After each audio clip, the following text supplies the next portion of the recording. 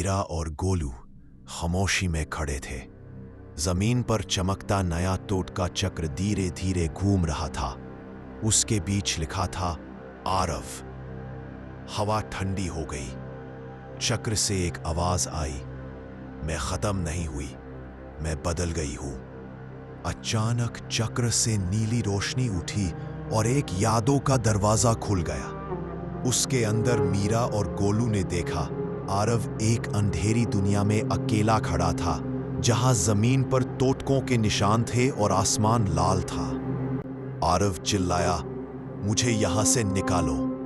काली जली हुई किताब फिर से खुल गई। इस बार लिखा था, विच को मारना मुमकिन नहीं, उसे बांधना होगा किसी याद में। एक ही रास्ता था, टोटके वाली की सबसे पहली याद ढूंढना। रोशनी के दरवाजे से गुजारते ही तीनों एक पुरानी हवेली के अतीत में पहुंच गए। वहां एक छोटी लड़की बैठी थी, डर से कांपते हुए।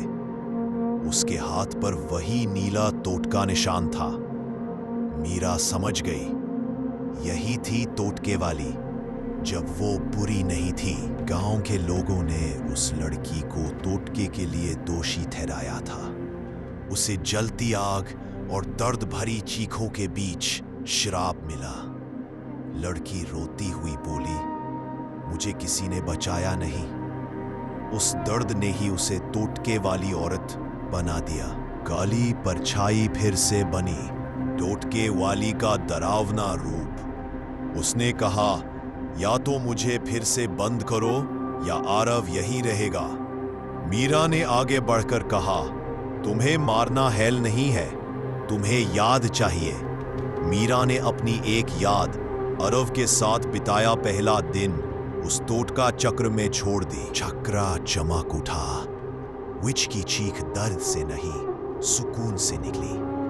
उसका डरावना रूप पिघलने लगा और वही छोटी लड़की फिर से सामने आ गई। उसने मुस्कुराकर कहा, अब मैं अकेली नहीं हूं। रोशनी फैली।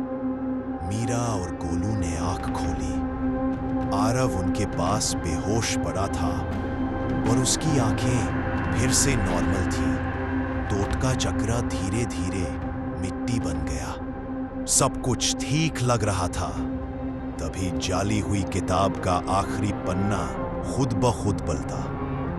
उस पर लिखा था, जो याद बची वो कहानी बन गई। दूर कहीं एक बच्ची की हंसी गूंज उठी, ना बुरी ना अच्छी। कहानी खत्म हो गई। पर क्या टोटके कभी पूरी तरह मरते नहीं?